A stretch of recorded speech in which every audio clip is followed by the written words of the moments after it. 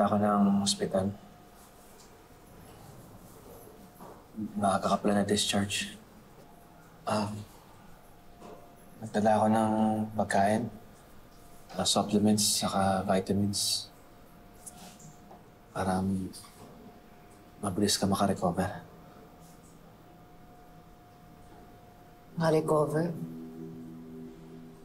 Taran, para makita mong hatulan ako ng korte? At ikulong ako ng matagal na panahon? Huwag man sana isampat sa akin yan. Dahil alam mo namang saan ako nanggagaling eh. Maybe you should be thankful na despite everything that's happened, ginagawa ko pa rin to. For the sake of the years na nagsama tayo. Oo. Nagsama nga tayo. At sa panahon na nagsama tayo, nakita mo kung gaano kita minahal bilang asawa mo. Pero hindi pa rin yung naging sapat, di ba? Hindi yun naging sapat para paniwalaan mo ko. Para maging concerned ka sa baby natin. Sabi ng doktor sa akin, napakadelikado daw ng first trimester. Umiwas daw ako sa stress.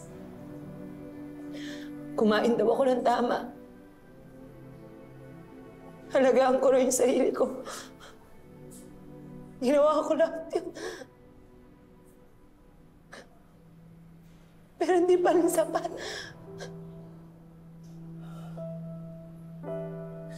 Na-stress lang ako sa mga nangyayari.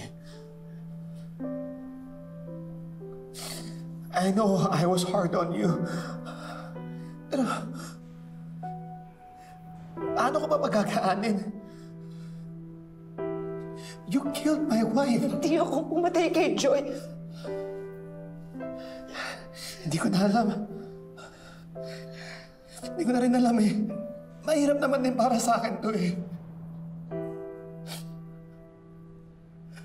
Anak ko rin ang namatay. Kung may pagkukulang ako sa'yo, pinagsisisihan ko na. Okay, Carol, I'm really very sorry. Sorry! Mawabalik ba ng sorry mo yung anak ko? Siya na lang yung natitira sa akin. Siya na lang yung makakasama ko sana. Siya yung anak na hindi mo malalayo sa akin dahil nandito siya sa loob ko. Pero nung ginawa mo, pati yun, kinuha mo sa akin. Dinamay mo yung anak ko. Pinatay mo yung anak ko. Pinatay mo siya!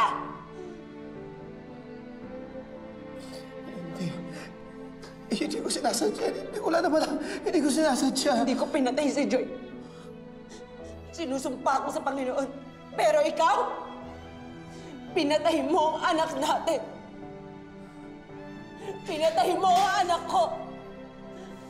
Dahil sa'yo, kaya wala na siya ngayon. Ano ginagawa mo dito? Ha? Ano-ano na naman ang pinagsasabi mo? Kaya naapektuhan yung bata eh!